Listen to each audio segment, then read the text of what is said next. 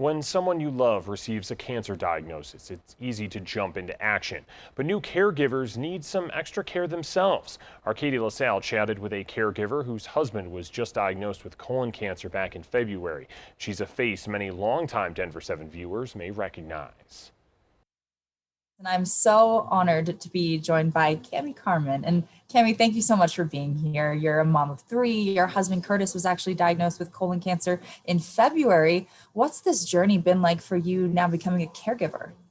Yeah, it's a pretty wild ride. And of course, I think our partnership, like many partnerships, we do life a little differently and how we kind of tackle things is a little different. So kind of navigating that piece was probably the biggest challenge. And okay, this is how I would do it, but this is not my path. I'm on this caregiver path.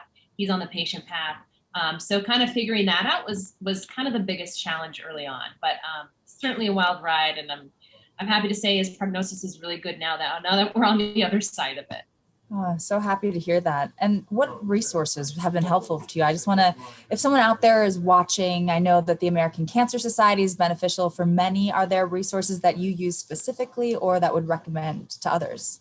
Yeah, the American Cancer Society sites, that is what really came up quite often, just as, especially in the caregiver role, I wanted all the information. I mentioned how we kind of do life a little differently. I wanted all the info. I wanted all the research. I wanted the numbers.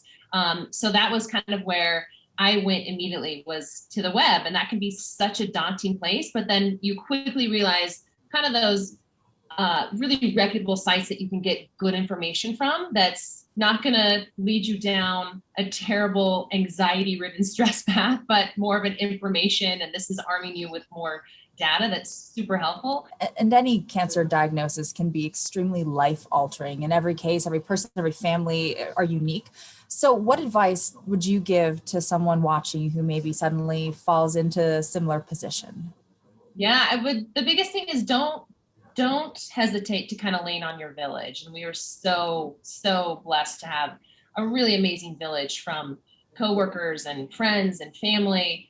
It's a pretty tight unit, but it was such a strong unit. And the things that you don't think you even need help with become such an advantage. So for example, part of our village, they help us out with meals. And at the beginning it was, well, we can do meals. I can order online with the best of them. We can manage that. But even just having that piece taken care of every day for a good, during his surgery was so helpful. And it wasn't something that I would have necessarily thought of at the beginning or even as we kind of were into it. But being able to lean on your village and being that kind of in that vulnerable place to say, yeah, that's okay. Yes, you can help me with this, or this is where I might need help. Cami, it is so nice to see your face back here on Denver 7. Thank you so much for sharing your story with all of us. Yes, thank you so much. Good to be here.